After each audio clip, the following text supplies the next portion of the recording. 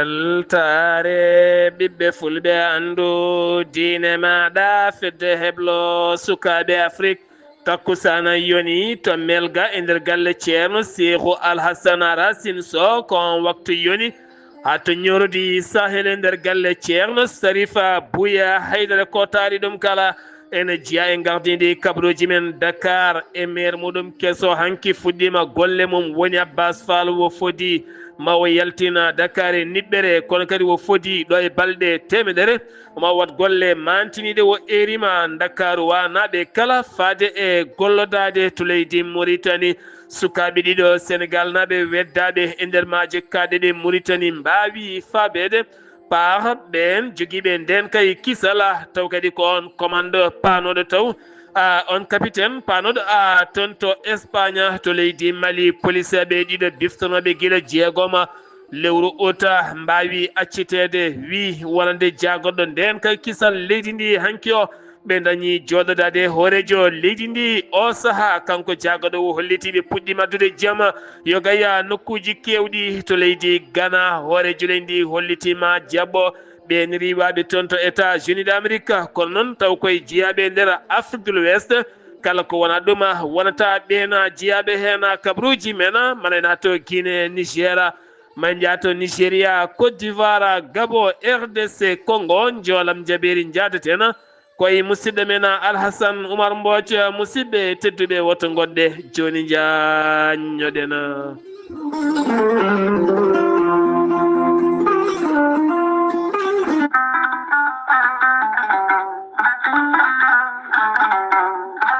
gorelte ko aadi yanke mo firtata aadi e jayde mon weltare TV gorelte ko aadi yanke mo firtata aadi e ɓen safrotoɓe mum kala gorelte holliti wonande ɓen safrotoɓe mum kala kolliti mbi'i alhamdulillah ɓen tampunoɓe to banggue ɗaɗi musoji puƴƴiɗo yahata juma ni jama ni jokkoyde enɗam kala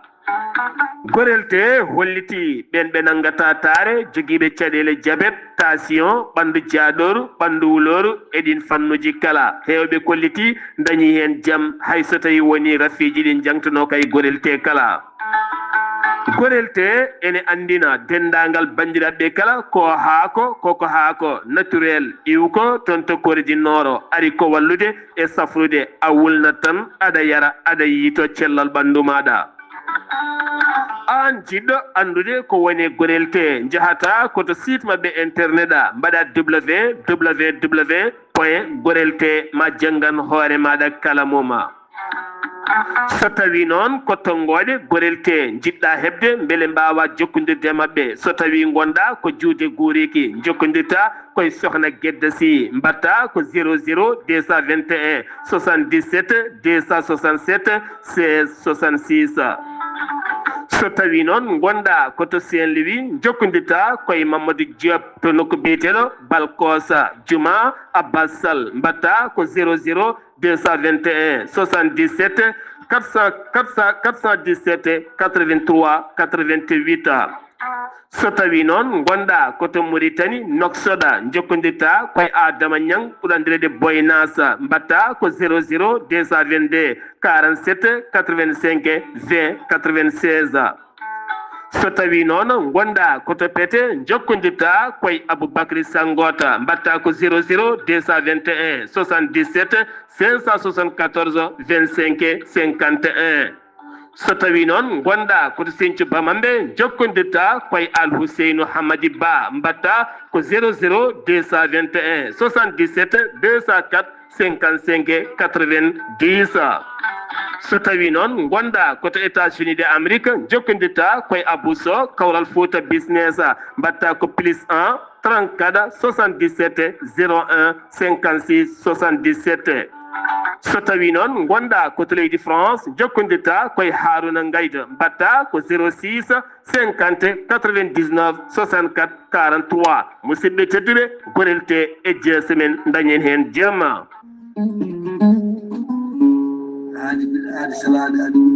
salade aadi ɓuuri firtude aadi ceerno Amadou Tijani Diallo gorko ko merga wuuɗo jinneji wi ko firtata aadi mo adodiri e jande weltare ɓiɓɓe fulɓe an diine maɗa weltare TV ceerno Amadou Tidiane Diallo ko wittiyanke leɗɗe ko safriyanke safruji fina ganda bindi laaɓaɗo leɗɗe jaadinde bala wala danwal kala ceerno Amadou Tidiane Diallo ne safra rafiji kewɗi ɗi jiiɗa cirol omo safra wonduɓe kista fibrom dogam sidde rewɓe ɗon komi sowaade rewɓe dartoraɓe sattanaɓe dewle kala ceerno Amadou Tidiane Diallo no yawrani ɓen wonduɓe koyɗe musoje keeceje musoje ɓalli ɓuutoji ɓalli ƴakkoji e ɓalli ɓuutoji kala ceerno Amadou Tidiane Diallo no yawrani ɓen ustaraɓe gorago yawɓe yitede koye men ustara jippiɓe leecce kala ceerno Amadou Tidiane Diallo no yawrani on gonduɗe e prostate hay sino prostate ma ko ɓurno ala ko heddi so wonani opération jokkodiri joni joni mbiya alhamdulillah ceerno Amadou Tidiane Diallo dendagal rafi mbawɗa wondude so ɗon maltana ko balɗe tati mbiya alhamdulillah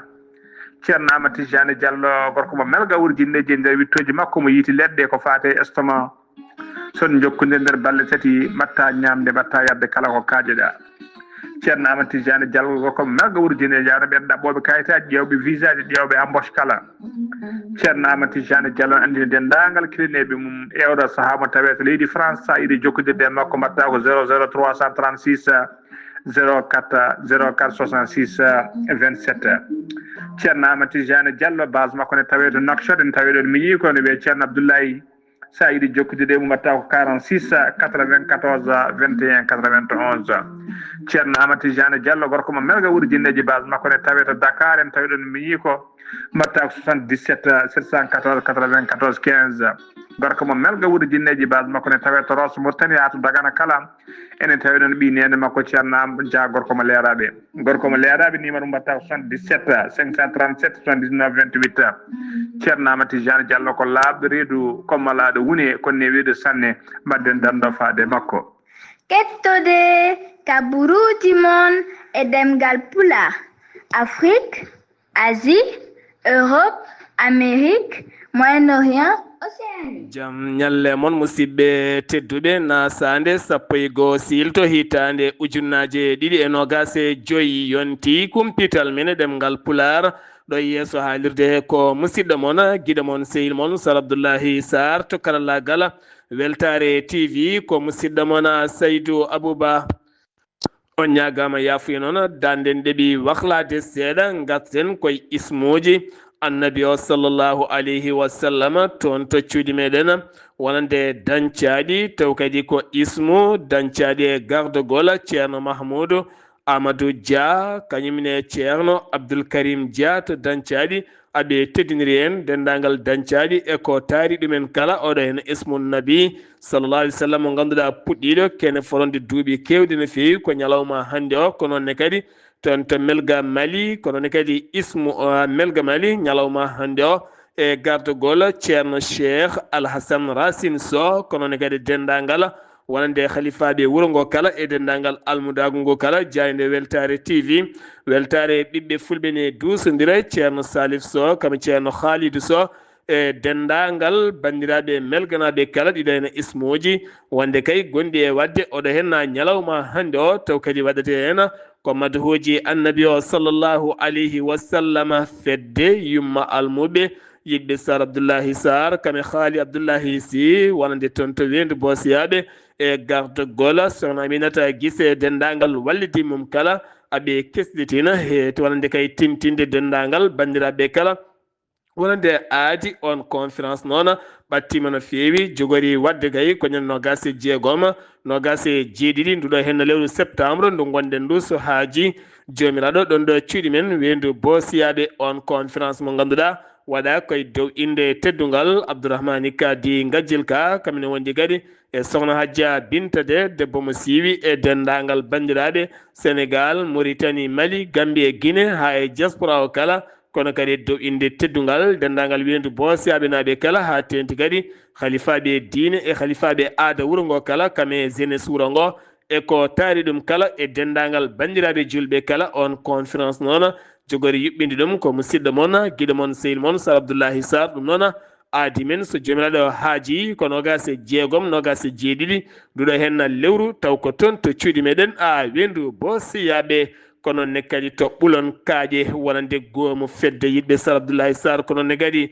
wonde kadi goomu jeunesse wuuro ngo kame goomu pinal wuuro ɓulon kaaƴe taw kadi ko goomu waɗoɓe ko fati moggoji findino kame jirtino kala aɓe piɓi yuɓɓinde ñalawma culturel mawɗo no feewi kono kadi on ñalawma yuɓɓinantaɓe ɗum ko musidɗo moon Sar Abdoullahi Sarr ɗum noon waɗata ko ñande 30 lewru septembre nduɗo hen so haaji jomiraɗo ɗon ɗo ɓulon kaaƴe e ko taari ɗum kala ɗum noon aɓe teddiniri en joom wuro ngo woni ceerno Bala Kane kaɓe ceerno Abou Diallo mo ɓulon kaaƴe dendagal jeunesse wuro ngo kala ko noonne kadi e dendagal sohnaɓe wuro ngo kamne wondi kadi e worɓe wuro ngo kala e ko taari wuro ɓulon kaaƴe kala ma en garto hen kono kadi aɓe piiɓi addude hen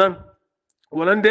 musidɗo biteɗo Adama Bari taw kadi ganduɗa ko neɗɗo jaaru to banggue coftal ɓalli hol neɗɗo waɗata ha wasa dañde AVC kono ne kadi cardiaque tension yogay ñabbuji kewɗi ha ganduɗa kene addana neɗɗo e jogade ɓandu musoru e ɗeɗon gueɗe kala ma en garto hen so tawi jomiraɗo haaji kumpital men ɗemgal Pulaar leydi ndi Sénégal hoorejo jaggoɗo leydi Sénégal hono Ousmane Sonko gonɗo e jillu muɗum toon to leyɗele golfo ha tenti noon toon to Émirats Arabes Unis bismama toon hanki o to Abu Dhabi taw kadi bismimo ko cukko hoorejo leydi ndi woni wonande Khalifa Mansour on wawi noon bismademo toon ko wona ɗum kono wo yidiri toon e joomen ngaaluji kewɗi no fewi taw ko ardiɓe yogay entreprise aji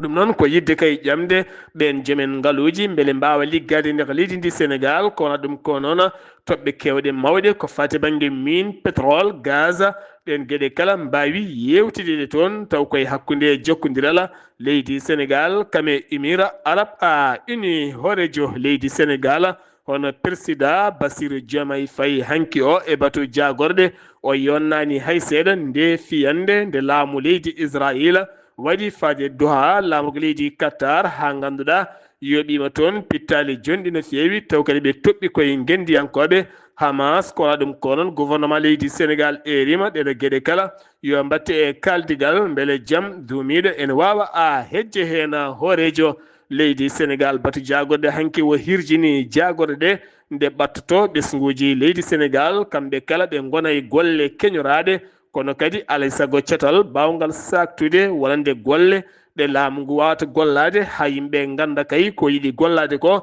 e ko fuɗɗi gollade ko kala ko woni ɗe tawno eɗen gandi golle so tawi gollama alay saago ɗe kaale fawi jiide yimɓe kala mbawa andude jomum gollaki so tawi noon ɗum laataki kala ko golliɗa sa renaki wonata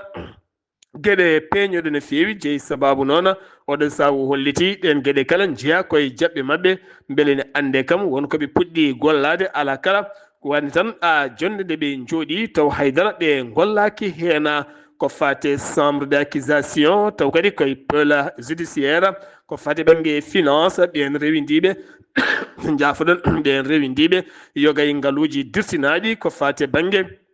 wonande Farba Ngom dossier muɗum taw kadi ganduɗa ko fate banggue hollirede wona karɗo cellal no fewi on dossier noon mo avocat ji makko ɗaɓɓiri wonande ɓen taƴoɓe on saria nde gaccittamo e dow sarɗi to noon ko hande on dossier yurnite beele ma Farba yaltu hande o kaso walla ala ma waw heddade toon ko wona ɗum ko noon CNDH eɗen gandi ko cetal darningal haqqe innamade e gardegol Amsatou Sow Sidibé o holliti mette makko mawɗe no fewi ɗum ko caggal nde windi talkuru woni ɓatake faade jogiiɓe saria ko fate Farba Ngom ngam hollirde kay wonande oɗo hen kolliraɗo wona kadɗo cellal teni luwa leydi ndi no rokkimo yo yaltu o safroyo yo mbat feere ɓe jaltinomo guila goɗɗum joltani hen on ɓattake tawta koye kunude jaydiyankoɓe kam yogay laylayti rendo kala o holliti on ɓattake iwi koye makko fayi koye moye fayi o holko jeeyi sababu on ɓattake ne jogo lawol gongol ha sagane yaltiriya banggue goɗɗo kanko waɗi tan ko fodde golle makko noon ko darnade haqqe innama aade keddoɗen ha joni ko fate Farba Ngom wonande Cheikh Oumar Tall wonande ko ɓi ceerno Bassirou Mountaga ɗa ha Cheikh Oumar kanko noon yaltini konnguli makko haali ɗum noon koye Pulaar kono kadi fira e nder ɗemgal wala fo holliti wo erima nguɗo hen laamu wonande kay oɗo Farba Ngom ko neɗɗo mawɗo wona tokoso mo ganduɗa oɗo sahani Dumba ko Dumba ko kala hewɓe kay yaruɓe fannu cellal ɓalli kolliti wona karɗo cellal nde accitte ko ɓuuri yawde yacade guila goɗɗum jolde hen wo holliti leydi Sénégal ɓooyi wonde jaam ɗum ko tugganma gillaamu Senghor Rewi Diouf ha fayi wadda ha fayi Macky Sall ha yettiɗo yettiɗo ɗum noon ɗeɗe gueɗe so mbaɗi alay saago ɓe kaalaɗe hen kono tagata ɓe haalde hen noon ko rewnude ɗuma e dow lawol ñagade laamu ngu ɗon nde accit tawɗo hen jiyaɗal yaaha a safroyo taw kadi ko ɓuuri yawde yaccade gila goɗɗum jolani e dow oɗon sifa mairie de Dakar hanki o gila wo toɗɗa ko hanki wo fiila ngol lefol ngol a araraya mo gendi leydi Sénégal ko hanki wo jooɗi kanko Abbas Fall mo ganduɗa ko jaadiɗo Pastef hanki noon o holliti wonande kala ko fewani e nder mairie ndi kala koɓe firtoɓe ha laaɓa ɓe cohli tan ko gollotoɓe ɓe cohli kadi kene nawra ɗum yeeso o holliti omo andi mairie ndi no fewi omo andi kadi caɗele mabɓe ko caɗele haalis jobdi ndi ɗum tagui noon wo holliti moni kala ma jobdi mum totte ha timma kono wo sohli ko gollade Dakar o holliti sa yeehi ko wayno guureje goɗɗe kala ma taw ne fewna fewi sa arte Dakar sa renaki tan haɓan no fewi o holliti maɓe guittu kala ko fewani e nder Dakar ɗo e balɗe temedere gadi woni tan ɗo e lebbi tati maɓe puɗɗo wadde hen jaɓɓal jongal no fewi so tawi noon ɓe gollaki so tawi noon yimɓe jiiɗi yo tettu ɗum e juuɗe mabɓe o holliti oɗo sa fandare makko garɗinde Dakar e ko yaadi hen kala omo noddi noon moni kala nde wawata gollade hen ko wa ɗum ko noon ceerno Bokum ñiŋi no fewi nde jonde heñorade taw kadi ko Abbas Fall ɗo ganduɗa wonande caggal nde itta taw itti ɗum ko préfet de Dakar wonande Barthélémy Dias guilde noon koko wulliti toon to Cour suprême jogoɗo kay tajji sériya muɗum 17 nduɗo lewru ndu gonɗen beele mawo heddoy kanko on Abbas Fall toɗɗaɗo keso o e mairie de Dakar walla ala mairie Dakar ma artu e juuɗe Barthélémy Dias ko jeeyi sababu nduɗo hen heñayru no fewi waɗi hen noon ñiŋoje mawɗe no fewi en mbaɗat tabal jeen ha toon to Wourossogui halifaɓe diine wuuro ngo jooɗima gam yurnitade caɗele guuraɗe to banggue dewle ɗe nde tawno dewle ɗe koko ñappa tan ha teddi no fewi moni kala ene rimɗini dewgal mum ha teddi taw ala hen moyen hay seeɗa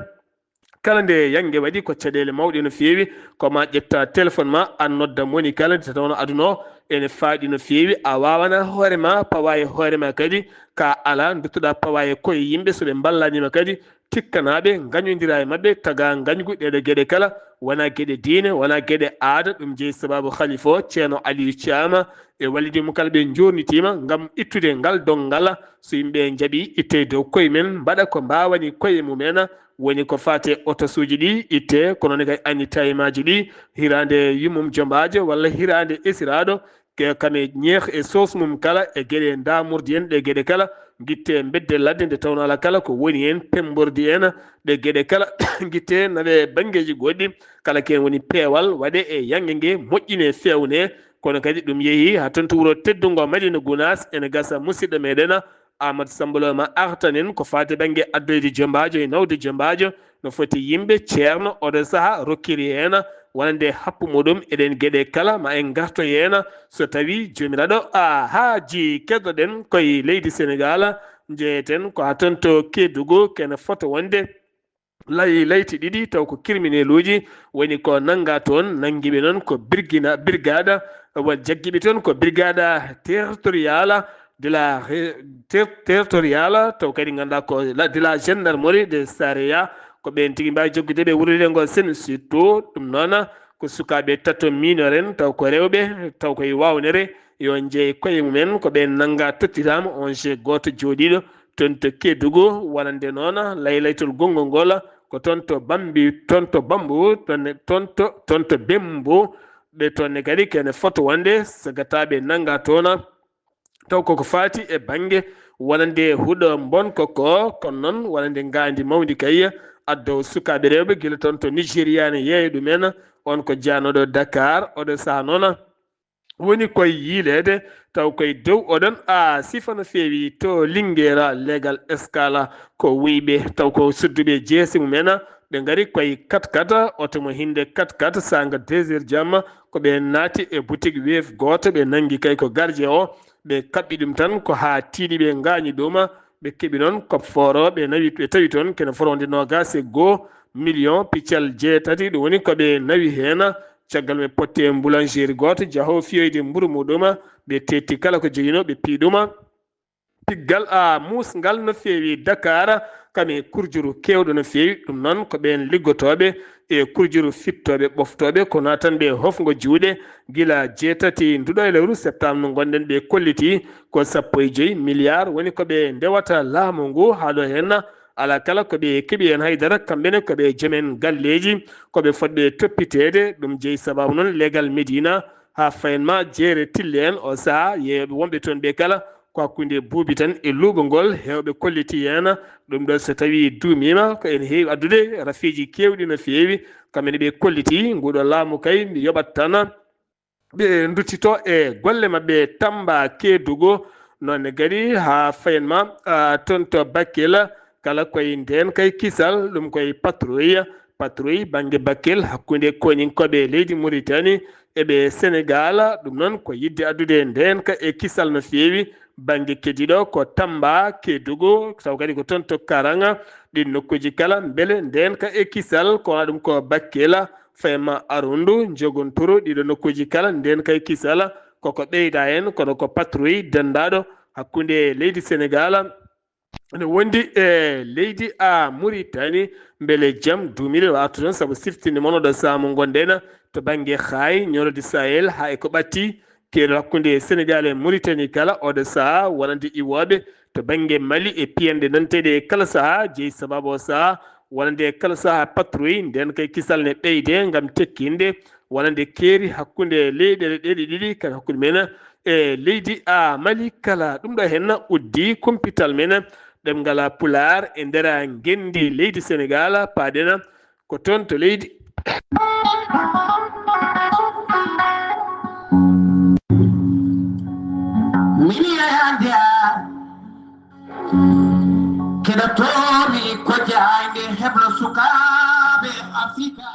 Yahya Ndiaye jayde heblo sukaɓe Afrique Weltare TV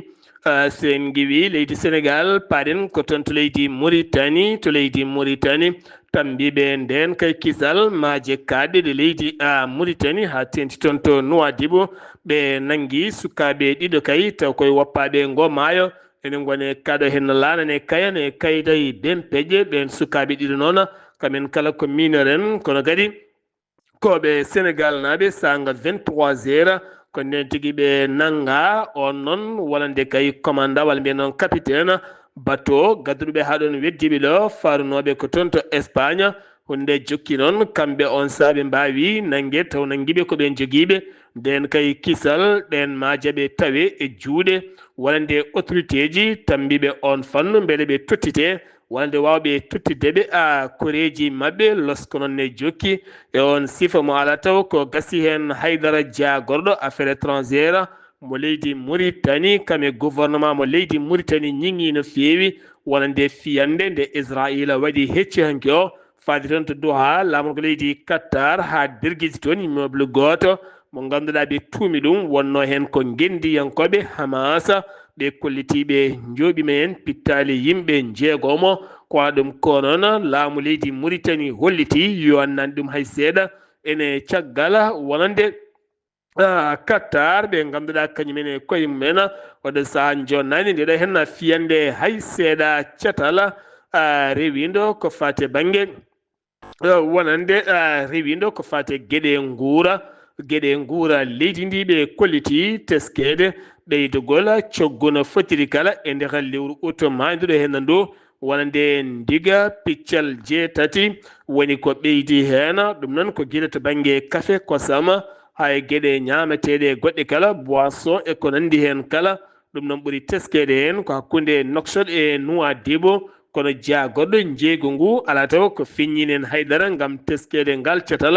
rewido yurnitade yogay cogguji e gueɗe guuraɗe ɗe ɓe kolliti o saaha ene satti no feewi e nder leydi ndi ha tenti noon woni cogguji teskaɗi ɓeydugol majjuma catal tajour ballodiral e ɓesguji leydi ndi ɓe kolliti ko ene tolno e 12 wuuro taw kadi ganduɗa koye région de Gorgol woni wawɓe faabede dokka leydi ma mahani hen taw kadi ganduɗa ko koɗorɗe timmuɗe no feewi banne hen cuuɗi safara kami saaluji école jomumen mbawa tigui wurde gurdam en moƴƴama nden tan kadi ni ɗeɗo henno tufde ha tenti kadi wonde nokkuji ɗi ganduɗa so tawi ndiyam ari ene taga jomen halkade walla galleji men nana ndiyam wi Cheikh Wuld Bada holliti ɗum noon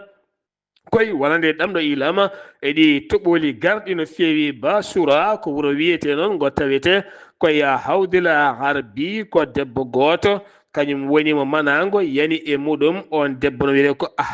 on debbo wiyete ko Hawriya to kadi ko Hawriya mittu Al Khalifa kanko noon koye huɓere makko wonno ko manago no woni ko mbiyeten jamguel ƴiwonde ko ɗum jeeyi sababu yooɓi fittandu makko accident lawol shum ɗum ko hanki wonande kay on accident neɗɗo goto wasi en fittanu mum goto gañima hen no jayde holliri noon wonande on basa fittanum ko chauffeur dognannoɗo oɗon auto o waɗi noon gañiɗo goɗɗo holliti ɗum ko cetal rewindo ustugol ɗi accident ji teskade kala ñalawma ene jeeya sababu yoɓade fittandu walla pittali eɗi booli leydi Mauritanie e nder ndu lewru tan septembre yaaru hande e balɗe 11 ken tolno e pittali nogas e ko fawi dañi heddade e ɗiɗen booli taw ko accident ji jeeyi ɗon sababuji to alega legal bitegal kaaba ko suka debbo walla min ko suka kañum woni bartiɗo toon mo duuɓi 9 e ballal ɓoggol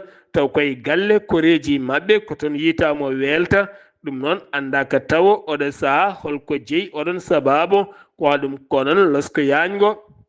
ene uddita hen ngam oɗo saaha ƴeewede ko jeeyi on sababu RSF woni Reporters sans frontiére en ɓe jaltini windande mabɓe ngam hollidde wonande ɓe jonnani hay seeɗa jaydiyankoɓe tato nanguede e nder yontere wotere hen ɗiɗo noon golloto koye site mo Al Akhbar ɗum ko caggal nde ɓe pilmuno wonande seppo wannogo nanguiɓe noon ko gendarmerie nationale ɓe erima noon autorité ji leydi Mauritanie oɗo saaha kay nde mbawata wonande wellidde jaydiyankoɓe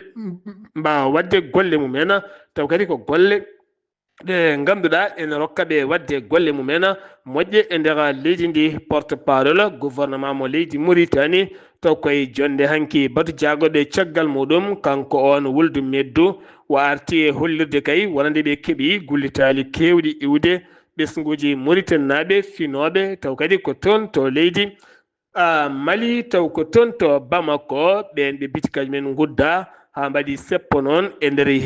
nder galle wonande ambassadeur mo leydi Mauritanie tawite to Bamako ɓe kolliti ɓe nani ɗin goytali maɓe jokkodire laamu leydi Mali ɓe ƴeewa foof wona e kaldigal tawne wondi kadi e jaame kisala nandiral hakkunde entreprise aji privé ji leyɗele ɗiɗi wonde leydi Mauritanie kame leydi Algérie nden sifande nandiral laatima wonande produit ji ko wayno ciment mahango e gueɗe décoration kala ma waw iwde taw koye lawol bateau wawa yettade leydi Mauritanie taw on produit iwata koye société privé mo leydi Algérie wawata arde kadi koye gollorɗe privé ɗe leydi Mauritanie nandiral to banggue commercial business hakkunde ɗe leyɗele ɗiɗi ɗe kala sen giwi to leydi Mauritanie paɗen ko toon to leydi Mali ɗiɗo biftanoɗe taw ko police ɓe biftano ko guila 6 lewru août maydu ɗo hen ndu taw koye lawol Tombouctou Douenza kamɓe ɓen ɗiɗo police aɓe ko sergent chef Abdourahmani Dembélé ne wonde sergent Aboubacar Dabo ɓe ɗiɗo biftanoɓe ɓe mbawi accitede ñande 9 ndu lewru taw koye ballal wonande armée leydi ndi hanki ono ɓe joɗodima e général Assimi Goïta holliti wonande kay e wallitgol mumen e mabɓe kono kadi e coftal mabɓe darde mabɓe ngam sifa nden kay kisal wonande jagoɗɗo nden kay kisal Dawouda Ali Mouhamadine wo holliti o sa armée leydi Mali ene ɓeydi darde mum ngam addude jaame kisal e nder leydi ndi kamerende ɓesguji leydi ndi kala jeheten ko toon to haaya wonande faama ɓe kolliti ɓe pawi juuɗe mabɓe e sagataɓe nayo taw ko tuumaɓe ne gollodira yogay pelle joguitiɗe to banggue téléphone aji taw koye nokkubireɗo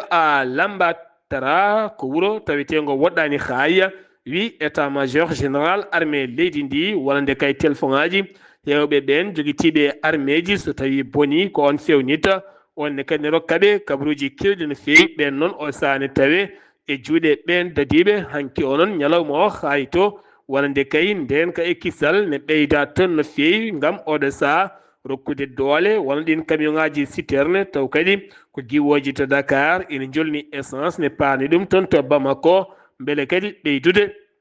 nden ka e kisal e nder ɗiɗon diwanuji kala ha ɓuura newnude yangara siftinde moon yontere yawtunde tan ko ene fota wonde laabi kewɗi dañi no uddede toon ha waɗi hewɓe bifta hen hayso tawi woni ɓooyani jomin mbawi ɗaccitede état majeur général armée leydi Mali o holliti taw kadi koye base wonande groupe Moustapha ɗum noon koye ladde Bawolle 35 kilométre hakkude muɗum e Jumra ene tawi nder cercle mo jeema ɓe mbawi wadde toon fiyande mawde no fewi ɓe puftini toon wonande base joguitiɓe o holliti ɓe jooɓima hen pittali kewɗi no fewi kamɓe wondi kadi yoga e matériel uji kewɗi no fewi DSPR onesi hen e rima laamu leydi Mali nde accitta ko ɓuuri yawde biteɗo El Bachir Thiam mo ganduɗa kañumne ko gendiyanke influenceur mawɗo no fewi kalannoɗo tigui caɗele gonɗe e nder leydi ndi biftaɗo gila 7 lewru mai ha hande noon andaka holto nawa sagataɓe jeeyo jippiɓe oto ne mbugui koye mumen ko ɓen nayimo kono joofani peɗeli ko laamu leydi Mali joom suudu makko biteɗo Mariama portino plante 17 lewru juillet kono kadi oɗo saaha loni holliti e rima ɓen yo ɗaccite ha laaɓa ala ko mbaɗi haydara yaadiɓe makko noon kolliti koli hen weltare men mawde no fewi tuma kayya nde loni siftori neɗɗo mumen taw kadi beele wawa accitede e ɗiɗo hen kassoji to leydi Guinée Conakry HAC eɗen gandi ko haute autorité de la communication leydi ndi ɓe mbawi accidde site Guinée Matin mo ganduɗa ne jeeya e kumpital ɓurgal wawde humpidde leydi ndi ɗum ko subaka koko yowano e gardegol no balde ɗum ko caggal nde on ñaagui yafuya hanki o wonande kay nden jayde wawi yowtede ɗum ko sifa kay yogay ko goɗɗiɓe kalno hollita noon wonani noon yaari tigui ko wona ɗum koron o saaha yogay jayndeli leydi ndi uddunoɗi ene guddite e seeɗa seeɗa ɗon ɗo ɓe gone orgal sumgoji wiide eyi walla ala e nder leydi ndi leydi Guinée to Niger kene tolno e nogas jeeɗiɗo koninke woni ko wara e nder janguji ɗiɗi ɗum noon ko ñalawma heccanke walla mbiyen ko ñalawma hanki o 10 lewru septembre taw koye jeune Tillabéri waɗi ɗum ko état islamique mo Sahel to nokko mbiyata bordere e tawe e nder fleuve maayo ngo Niger ko heewi noon waɗi hen gañiɓe no fewi ɗoɓe gonno e patrouille ko ɓen joguitiɓe armée ji kippi ornde mabɓe wonande kure condi kame pettoje kewɗe no fewi ken tolno nogas e jeeɗiɗi koninke woni ko wasi hen pittali mumen to leydi Côte d'Ivoire caggal déppoji candidature uji ken tolno 50 e ko fawi candidat wonande kay ko 5 tan woni ko jaɓana ɗin 5 jaɓaɗi ɗi noon yaade sumgoji nogas e 5 lewru octobre fandu so jomiraɗo haaji ene hen Alhassane Dramani Ouattara mo ganduɗa gorko mo duuɓi 72 piɗɗo kay ƴamde dawal mum nayaɓal taw ko yidde ardade laamu leydi ndi yaadi makko kolliti oɗo saaha maɓe dado ɓe ɗoftamo hawo mbawa lammindemo taw koye dawal nayaɓal ko wona ɗum ko noon rewɓe ɗiɗo jaɓanama hen Simone Bagbo hayso tawi woni yaadiɓe Bagbo kollitino inde Bagbo nde itte caggal kay nde ɓe ceeri guila 2022 guila nde noon inde Simone Bagbo suwata wahlade to banggue Simone Bagbo ɓe kolliti noon wonande Zizo holliti wonande kay cour constitutionnel holliti kañum haajum ala e inde joom galle makko wonde inde makko hayso ɓe ceeri ɗum ko yoɓe jaa ɓe degloya caɗele mabɓe kañum kam jaaɓi dossier ji makko jeeyama e ƴamoɓe lefol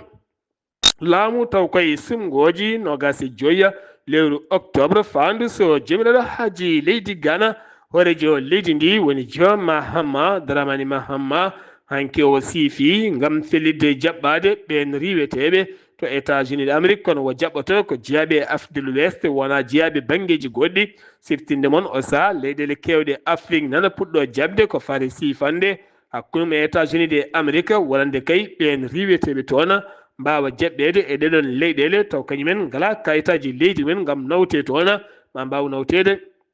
leyɗele goɗɗe taw koye nden sifande nandiral to Nigéria hoorejo leydi ndi woni Ahmed Bola Tinubu taweteɗo hannde o toon to leydi France jillu makko hanki o hakkude makko e Macron Emmanuel Macron toon to l'Élysée laamgol ndi kono ndu jillu holliti ɗum jogiiɗo konngol galle o woni jogiiɗo konngol galle laamorgo ngo Nigéria holliti ko jillu privé wona jillu golle kono kadi ñiŋama no feewi e laylaytirendo hollita gila tan nogas e jeenayyi lewru mai 2023 wa are lefol laamu o waɗi ken tolno e capanɗe tati voyage caggal leydi taw ɗin voyage uji ɓuuri ne yawde ko privé alana gartam leydi ndi hay seeto leydi Tchad jaagoɗɗo affaire étrangére leydi mum nodditi ko ene tolno e sappo e goo diplomatie leydi muɗum e nder leyɗele jeegom ɗin diplomatie uji noddani noon ko gam ustude wonande fereji leydi ndi ne hen taweteɓe toon to Gabon Côte d'Ivoire ene Afrique du Sud Burkina Faso Ghana Libye e ɗin nokkuji kala beele ustude golloto mabɓe gam o saaha teskede caɗele faggude ne diñi e nder leydi ndi no feewi to leydi Gabon sumgoji local kame législative ko nogas e jeeɗiɗi nduɗo lewru ndu gonɗen cour constitutionnel leydi ndi jaaɓi dossier ji riwti noon dossier ji ɗiɗi kay ɓen ɓe ganduɗa ko gonnoɗo syndicat Jean Rémy Yama mo ganduɗa kañum wonino syndicat kettinaɗo no feewi kañum ne jaɓanaka e ɗin sumgoji jaɓanaka e ɗin dépôt candidature jeeyi sababu noon ko acte de naissance woni kayit jibinande yummum wona moƴƴo no feewi hen goɗɗo ko François Ndongo Obiang onne kadi jaɓanaka ɗo ganduɗa campagne sumgoji ɗi ene jogori fuɗɗade ñande 17 nduɗo lewru ndu gonɗen RDC Congo ko groupe ADF mo état islamique mo Ougandais kañum watti toon jangoji musti no feewi taw ko wiyetego nutti en tawe e nder Lubrio nord Kivu ganduɗa kene wona capanɗe jeetato neɗɗo mbasi pittali mumen taw kadi koye nguɗon jango ganduɗa hakkude jasiji e laaɓe cebbe ɗeɗon gueɗe kala e ɗin sifaji kala paaɗen koye joolam jabeeri jaɓɓoɗen ko musidɗo men Alhassane Oumar Mbodj ma fuɗɗoro toon to leydi France e ɗi seppoji gulɗe jew baɗɗi toon ñalawma hanki o Alhassane Oumar Mbodj mi salminima. en calmitima Saraboulaye Sane calmini dendagal hettiyankoɓe Ayawu TV kawri men ɓuuri tengtude e joolam jaɓeeri e ñalawma hannde o puɗɗoɗen ko leydi Farayse toon dey gartaten koɓe mbiyata ko wonde kadi mouvement bloquant tout ɗum noon ene wayno dey taw kadi ko ɓen ko ya garta guilay site uji ɗi teskinɗi lycée ji ani e manifeste kaji grève aji parte bancaire ne honanti hen oɗon mouvement noon bloquant tout wawi kadi artude e oɗon ñalawma ñande alarbaare sappo lewru siltu ujunaaje nogas e nayi wawde kadi wiide wonde kadi ene firñito wonde kay wonde oɗon politique mo gardiɗo hono leydi Farayse mo jaggi o kamɓe ɓe jaadandi hen ha ni ko teyti noon ko wiyata socio économique ko taw noon ɓe mbawi hono rendinde fodde temedde ɗiɗi ujunere taw kadi ko neɗɗo wawde kadi wiide wonde yoɓe mbaɗɗe ko wiyete kono taw ono blocage e wawde kadi wiide wonde jaadani e politique moɓe jiiɗi wadde o ɗum noon ko wawde kadi wiide wonde ñande sappo nde ko wawde darde mantinde e gam rendinde kadi e ñalawma hanki o ñande alarbaare nde e ɗum noon wiide wonde alay sago tan ɓe daro darde mabɓe gam salade kay taw kadi ko oɗo politique mo oɗo woni wadde e mum o woni gardiɗo leydi mabɓe ndi Espagne saɗɗiyankoɓe mabɓe to nde mbawi kadi riwtude ñande alarbaare sappo lewru siltu ujunaaje nogas e joyyi ko fati onno projet de loi taw kadi ko yinno ko ustude taw wonɗino waktuji kay liggeteɗi kono noon ene wayno jagorgal ngal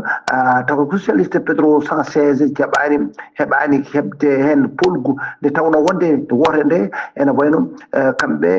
folɓe ɓe ko dañi ko 1jeɗiɗi e ɗum noon contre 1jeɗiɗi ko ɓen tan gurdima ɗum noon wonde firti tan wonde ko yinno ɓenninde ko ɗum noon rewani kono lawol leyɗele kono dendude Amérique toon dey ene wayno ko oɗo taw ko biyeteɗo taw ko Charlie taw ko Kirk ko influenceur ɓurɗo tengtinde e fadde kadi to batte ono sukaɓe ɗum noon ñande alarbaare nde ene wayno ko ɗon ɗon mbaɗano hono tawata ko batu maɓɓe ɗum noon ko ɗon tigi o fiya courant waɗi noon caɗele kewɗe no feewi nde tawno waɗi gañanɗe e kewɗe no feewi kono noon ɓe mbawi noon hono bayyinde wonande Donald Trump wiide wonde kanko e oɗo joguinoɗo kay dande mawde no feewi ko fati hono sukaɓe gañanɗe no mbayi wayde ni hewde ni ene wayno o ruttima e joomum makko wonande kay no Donald Trump hono o wiiri ko neɗɗo ɗon teskaɗo e darde mum no feewi toon ene wayno kay ko laana taw ko laana taw kadi ko panno ko toon to Gaza ene wayno kande on mema taw ko drone attika kaɗon laana waɗi no caɗele no feewi ɗum noon wonno ko toon hedde to Tunisie to ene wayno noon ɓen kam ɓe mbi wondema mbaɗa hen loyndo ngam ƴewde drone o halto ummi e ɗum noon ha tigui koto ene wawa kadi hono memde ka hono kaɗo laana jahanno ka toon to Gaza Palestine e ɗum noon waɗi noon caɗele feewi ko noon ñande alarbare sappo lewru taw kadi ko surtout ujunaji ɗiɗi e nogas e joyyi Sara Abdoulaye Sarr ko ɗum ɗo tungguɗen e kabaruji men e jolama jaɓeri e ñalawma hande o taw wonno koye dade musidɗo moon Alassane Oumar Modji gorko mo Sarr Ndong ngam weltare Ayawu TV. Alhassane Oumar Mbocca ngam weltare Ayawu TV golle man jooɗi peewi o yeesadirde ko musidɗo moon guiɗo moon sehil moon Sara Abdoullahi Sarr kettimalaki jaam yo jaam Allah hiranena.